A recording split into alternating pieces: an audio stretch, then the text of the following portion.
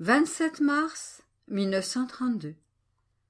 Condition de l'assurance pour que le royaume du Fiat vienne sur la terre. Les manifestations de ma volonté seront une armée entraînée avec l'amour, les armes, le filet pour conquérir la créature. Je me sentais tout entière, immergée dans le divin vouloir, et ô combien de pensées peuplaient mon esprit. Sa lumière formait des vagues qui se succédaient et se convertissaient en voix, en murmures et en musique céleste, mais comme il est difficile de retenir le langage de cette interminable lumière. Lorsque l'on est en elle, il semble que l'on comprenne beaucoup, mais dès qu'elle se retire, il ne reste que des gouttelettes, et le doux et inoubliable souvenir d'avoir été dans la lumière du fiat éternel. Si le bienheureux Jésus ne faisait pas le miracle de s'abaisser pour s'adapter à la nature humaine, je n'aurais rien eu à dire. Mais j'avais en esprit l'image du royaume de la divine volonté, et je voulais que Jésus me dise quelles étaient ses conditions pour être certaine de sa venue.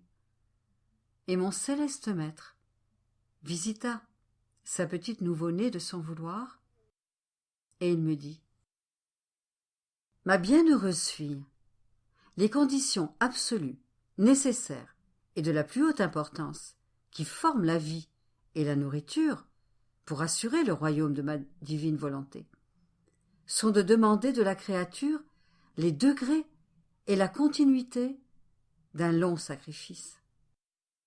C'est pourquoi notre bonté, en vertu du sacrifice qu'elle demande, doit accorder à celle à qui elle demande ce sacrifice des grâces surprenantes, de telle sorte qu'à cette créature fascinée par mon amour, par mes dons et par mes grâces, il lui semblera que ce sacrifice n'est rien, bien qu'elle sache que sa vie est finie et qu'elle n'aura plus aucun droit sur elle-même.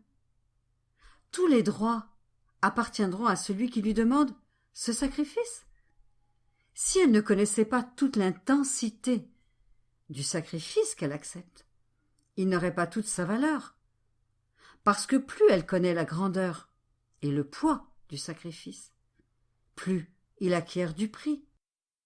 La connaissance détermine la valeur exacte et complète du sacrifice. Mais pour celle qui ne connaît pas le poids d'un sacrifice, oh, combien cela diminue la valeur, la grâce, le bien que l'on devrait obtenir.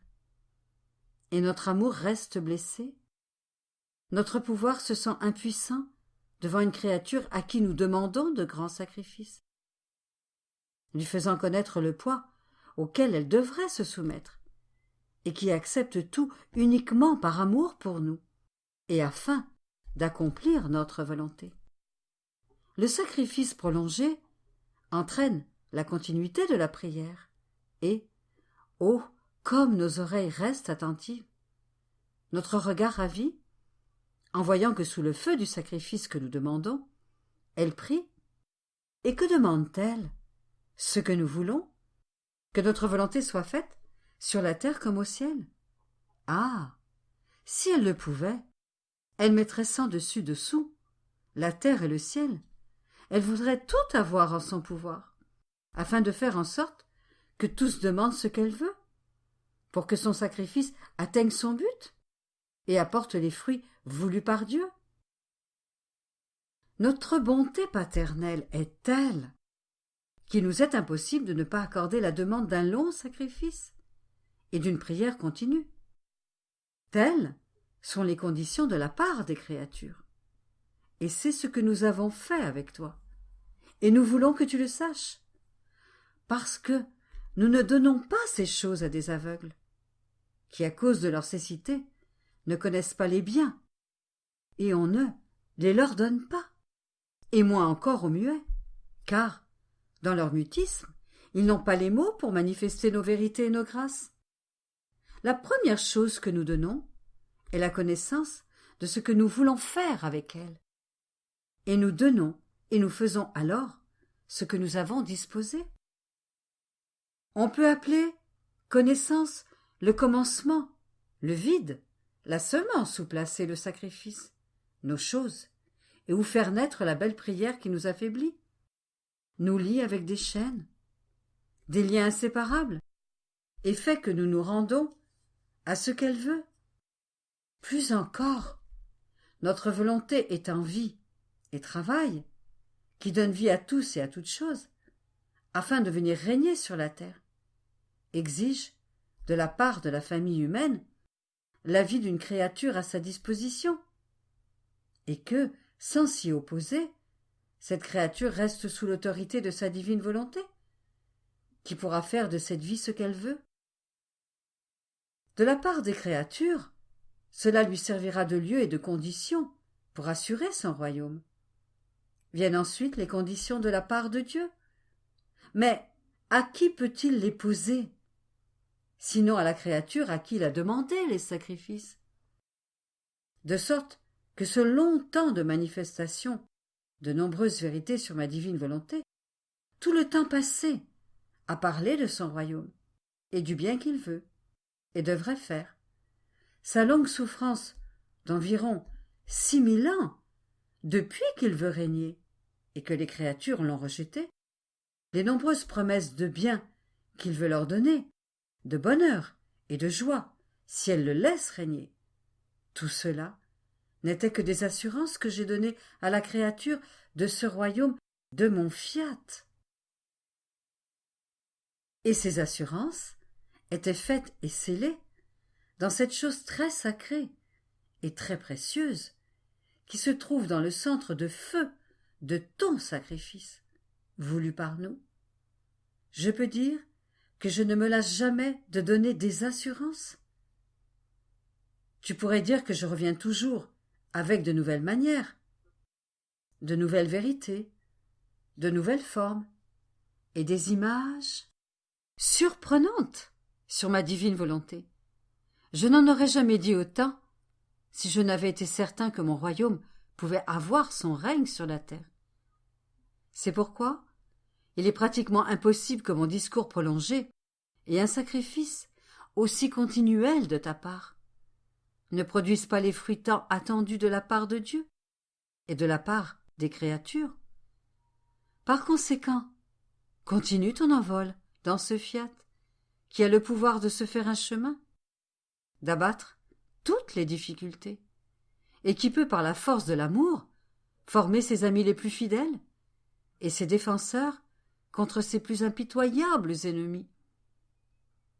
Puis, il ajouta: ma fille, ma conception, ma naissance, ma vie cachée, mon évangile, les miracles, mes souffrances, mes larmes, mon sang versé et ma mort ont tout réuni, ont formé une invincible armée en vue d'accomplir ma rédemption. Ainsi, toutes mes manifestations de ma divine volonté, du premier au dernier mot que je vais dire, devraient servir à former l'armée entraînée avec amour, avec une force invincible, avec une lumière irrésistible, avec un amour transformant. Cette armée jettera sur les créatures un filet, et si elles veulent s'en dégager, elles ne feront que s'y empêtrer, au point de ne plus savoir comment en sortir. Et pendant qu'elles chercheront à en sortir, les très nombreuses manifestations de ma volonté continueront à les assaillir et à étendre encore le filet.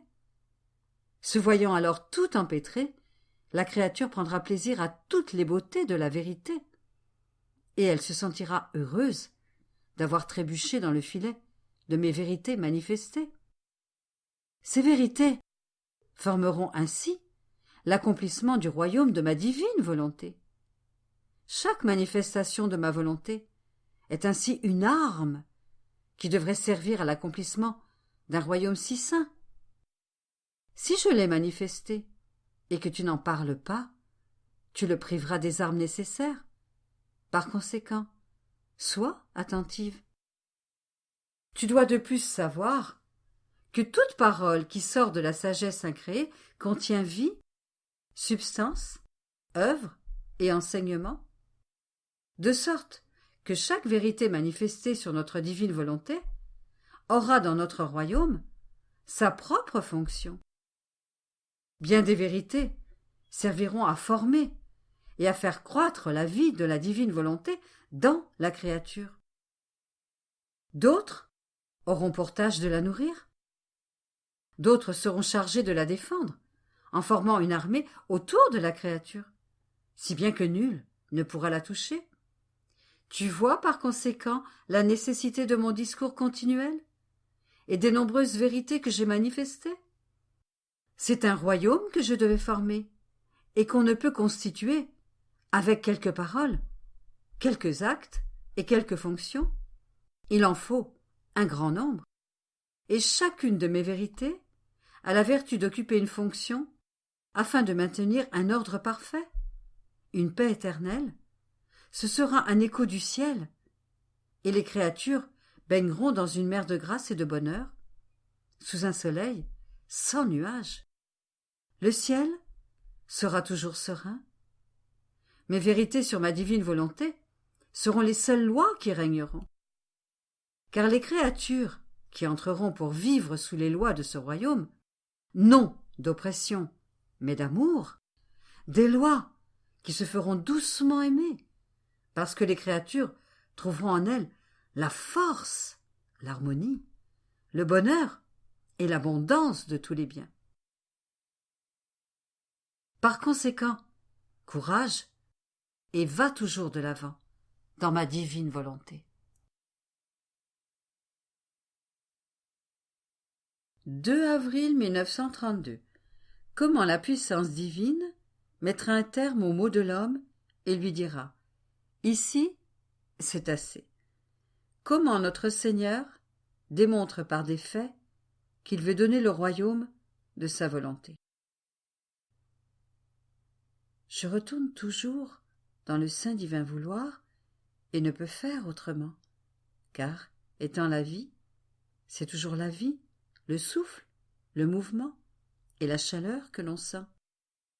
C'est ainsi avec la divine volonté. Lorsqu'on la ressent, c'est sa vie, sa chaleur, son mouvement et tout ce qu'elle contient qui est ressenti. Avec seulement cette différence que l'on fait tantôt attention à une chose qui renferme la vie, tantôt à une autre. Et je me disais, comment une créature peut-elle redevenir belle et sainte, comme elle l'était, en sortant des mains créatrices de Dieu, afin de réaliser le royaume du fiat au sein de la volonté humaine? Et mon bien-aimé Jésus me surprit en me disant « Ma fille, toutes les œuvres de notre être suprême sont parfaites et achevées. Pas une seule n'est faite à moitié. La création est achevée et parfaite. De fait, les choses de nécessité absolue ne sont pas nombreuses, comparées au luxe, à la splendeur de notre puissance, de notre amour et de notre magnificence. Faudrait-il que l'homme, celui pour qui toutes choses ont été créées, soit notre seule œuvre défectueuse et inachevée? De quoi s'agit-il? Que notre fiat puisse avoir son royaume en chaque créature. Et parce que l'homme a péché, il en est resté souillé et laid, et comme une résidence qui s'écroule, il est exposé aux voleurs et à ses ennemis, comme si notre puissance pourrait être limitée, sans le pouvoir de faire ce qu'elle veut, comme elle le veut et autant qu'elle le veut. Quiconque croit que le royaume de notre volonté ne peut pas venir doute de l'être suprême lui-même. Nous pouvons faire toutes choses, et le vouloir peut nous manquer, mais lorsque nous le voulons, notre puissance est si grande que ce que nous voulons faire, nous le faisons, et rien ne peut résister à notre puissance. C'est pourquoi nous avons le pouvoir de réhabiliter l'homme, de le rendre plus beau qu'avant, plus fort qu'il ne l'était, et avec le souffle de notre puissance, enfermés dans les ténèbres de l'abîme, les voleurs et les ennemis de l'homme.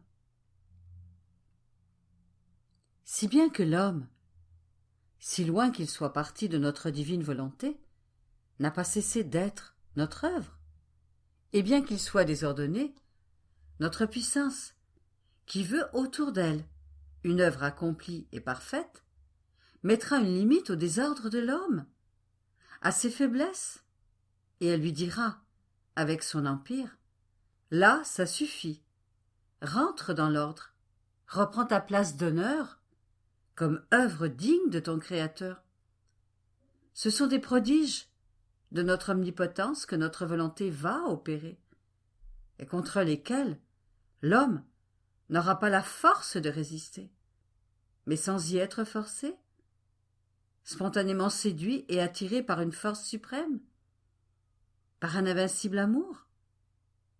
La rédemption n'est-elle pas un prodige de notre puissance, voulu par notre volonté et notre amour qui sait tout conquérir, même les plus noires ingratitudes, les fautes les plus graves, et répondre par l'amour là où l'homme ingrat l'a le plus offensé. Si mon royaume était attiré par l'homme, il est certain qu'il ne pourrait pas revenir, même avec les secours de ma rédemption, parce que l'homme n'est pas disposé à les prendre. Beaucoup ne cessent pas d'être pécheurs, faibles, souillés par les fautes les plus graves. Mais, attirés par ma puissance, par mon amour, lorsque les deux déborderont un peu plus pour le toucher, avec ma volonté pour le conquérir, l'homme se sentira ébranlé et renversé, de telle sorte qu'il renaîtra du mal vers le bien et reviendra dans notre divine volonté d'où il est sorti, afin de reprendre son héritage perdu. Sais-tu en quoi tout repose? Tout repose en ce que ma volonté le veut, et on a décidé ainsi par ses divins décrets. S'il y a cela, tout est fait, et cette décision est si vraie qu'il y a des faits.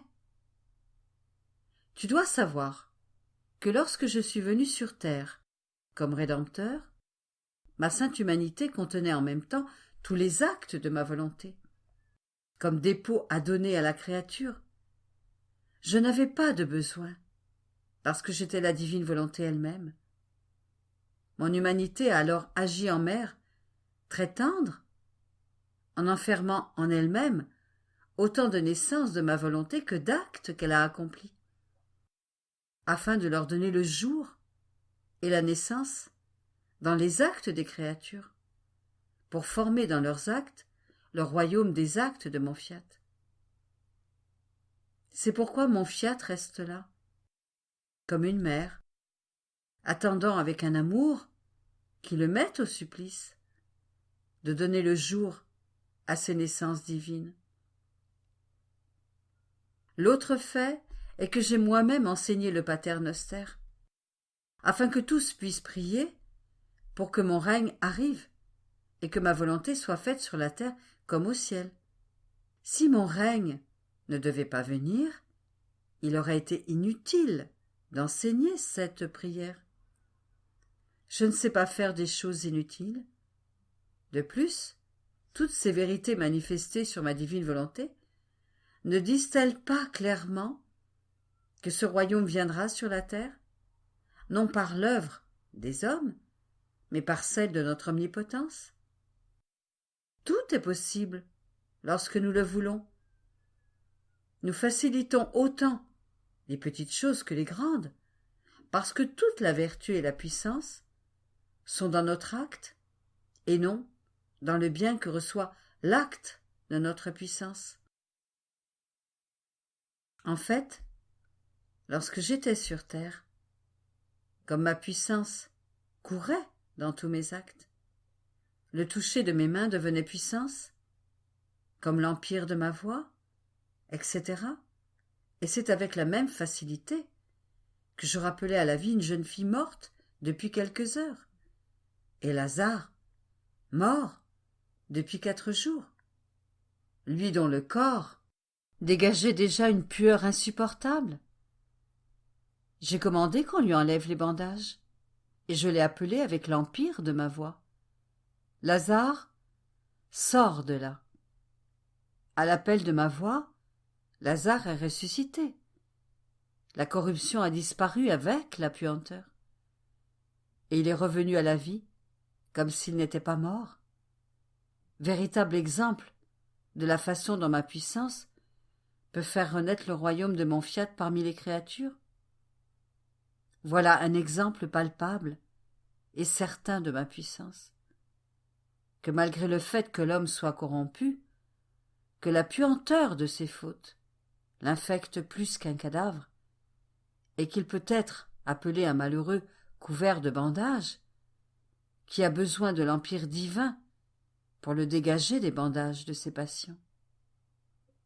Mais si l'empire de ma puissance le revêt et le veut, sa corruption n'aura plus vie, et il se relèvera en bonne santé et plus beau qu'avant.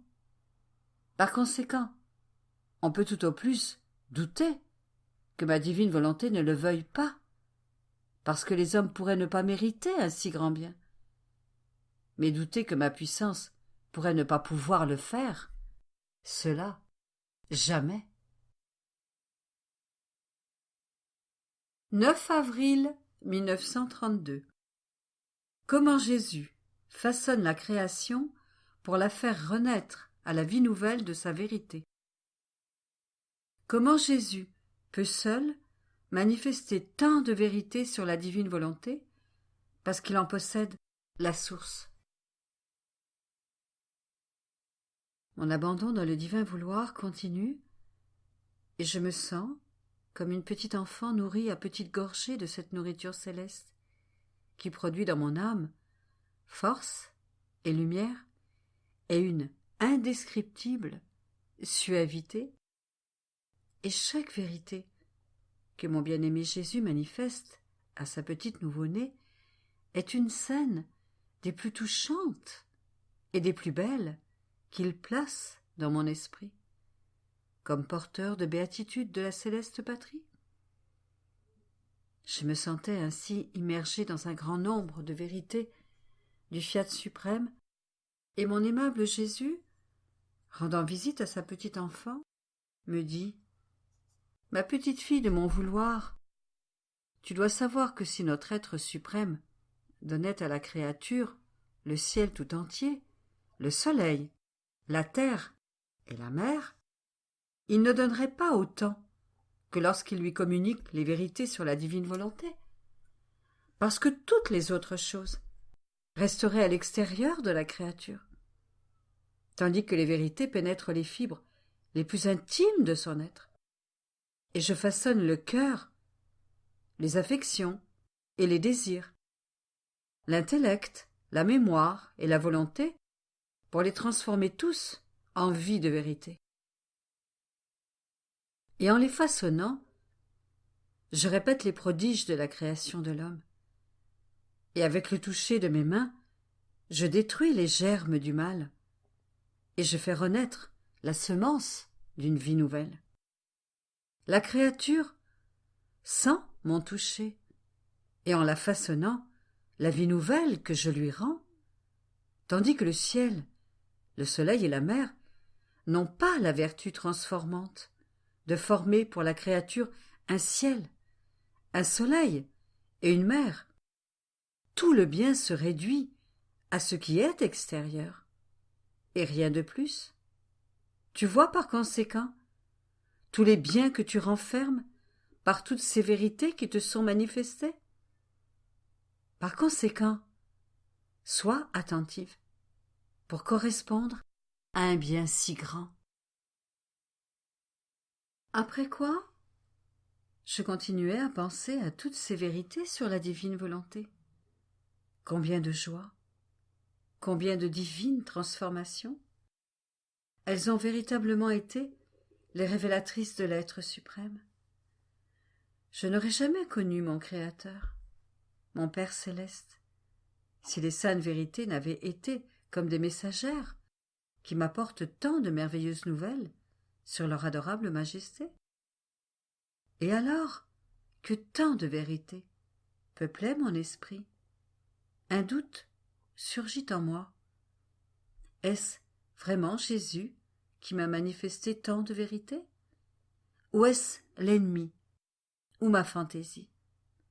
Et Jésus m'a surprise en me disant « Ma bonne fille, comment peux-tu douter? À elle seule, la multiplicité de tant de vérités sur ma divine volonté est une preuve certaine que seul ton Jésus pouvait avoir parlé si longtemps, sur ce sujet en thème si varié et si puissant, car, possédant la source de la divine volonté, il n'est pas étonnant que j'aie pu te manifester, de si nombreuses manières, pourrais-je dire, les petites gouttes de lumière, des connaissances de mon adorable volonté. Je dis qu'elles sont pour moi des gouttes, en comparaison de la mer vaste et infinie, que je pourrais encore te dire. Car si je voulais te parler de toute l'éternité, il y a tant à dire sur les connaissances concernant mon fiat suprême, que je n'en finirai jamais. Mais pour toi, ce que je t'ai manifesté a été comme des mers, parce que tu es une créature finie. C'est pourquoi la longueur de mon discours est la preuve la plus certaine et la plus convaincante que seul ton Jésus pouvait tenir tant de raisonnements, que lui seul pouvait savoir tant de choses concernant mon vouloir lui-même. L'ennemi ne possède pas la source, et pour lui, y goûter le brûlerait encore plus, parce que ma divine volonté est ce qu'il est le plus, et ce qui le tourmente le plus. Et si c'était en son pouvoir, il mettrait la terre sans dessus-dessous, il utiliserait tous les arts et toutes les ruses pour que personne ne connaisse ni ne fasse ma volonté.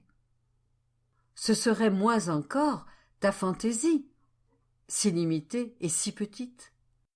Oh, comme la lumière de la raison s'éteindrait bien vite, et après avoir donné 2 ou 3 raisons, tu aurais fait comme ceux qui veulent parler, et soudain sont frappés de mutisme, sans pouvoir continuer à discourir.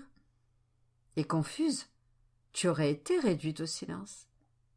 Seul, ton Jésus a une parole toujours nouvelle, pénétrante, remplie de force divine, de suavité admirable, de surprenante vérité, devant laquelle l'intelligence humaine est contrainte de s'incliner en disant « On voit ici le doigt de Dieu.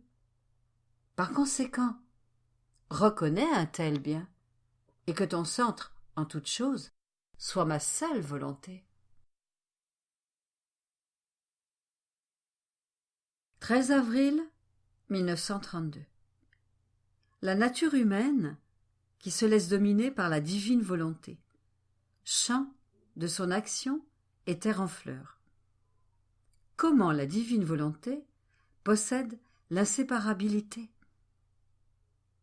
Je suis toujours entre les bras de la divine volonté, comme une petite enfant serrée entre les bras de sa maman, qui me tient si pressée entre ses bras de lumière qu'elle ne me laisse voir et toucher que la divine volonté. Et je me disais, oh, si j'avais pu être libérée de la prison de mon corps, mes envols vers le fiat auraient pu être plus rapides. J'aurais plus appris. Je n'aurais fait qu'un acte unique avec elle. Mais il me semble que ma nature me fait faire des interruptions, comme si elle mettait des obstacles et me rendait difficile de toujours courir dans la divine volonté. Je pensais cela lorsque mon divin maître visita mon âme et me dit « Bienheureuse fille, tu devrais savoir que celle qui vit dans ma divine volonté possède la vertu de maintenir ordonnée la nature de la créature. Et au lieu d'être un obstacle, elle l'aide à accomplir plus d'actes divins. Elle est pour les fleurs comme une terre qui lui permet de former les magnifiques floraisons, qui la recouvre presque par la variété de leur beauté, et à qui le soleil communique la diversité des plus belles couleurs, en les rendant brillantes par sa lumière. S'il n'y avait pas la terre, les fleurs n'auraient pas d'endroit où former leur vie, où faire naître leur beauté, et le soleil n'aurait personne à qui communiquer l'étalage de ses magnifiques couleurs et de sa pure douceur. Telle est la nature humaine, pour l'âme qui vit dans la divine volonté.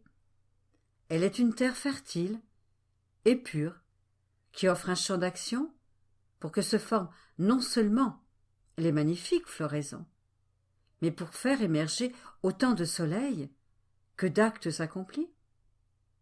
Ma fille, c'est un enchantement de beauté que la nature humaine qui vit dans ma divine volonté, couverte et cachée comme sous un champ de fleurs, toute revêtue de la plus brillante lumière. L'âme n'aurait pas pu à elle seule produire une telle variété de beauté, mais, unie à ma divine volonté, elle trouve les petites croix, les nécessités de la vie, les circonstances variées, tantôt pénibles, tantôt heureuses, qui, comme des graines, servent à ensemencer la terre de la nature humaine, pour former son champ de fleurs.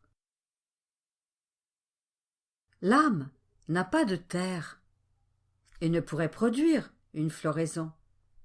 Unie au corps, oh, que de belles choses elle peut faire!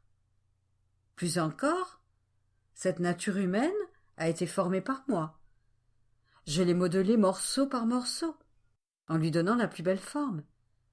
Je peux dire que j'ai agi comme un divin artisan, en y mettant une telle maîtrise que personne d'autre ne pourrait atteindre. Je l'aimais, et je vois encore le toucher de mes mains créatrices imprimé sur sa nature humaine. C'est pourquoi elle est aussi mienne et elle m'appartient.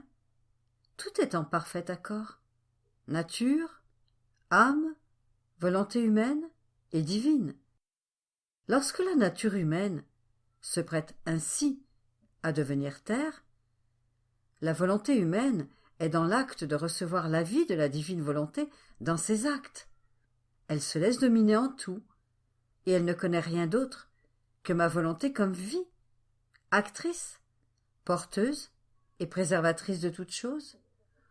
Oh, que tout alors est saint, pur et magnifique.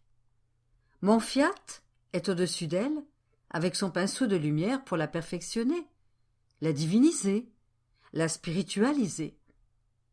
Sa nature ne peut plus être un obstacle aux envols dans ma volonté.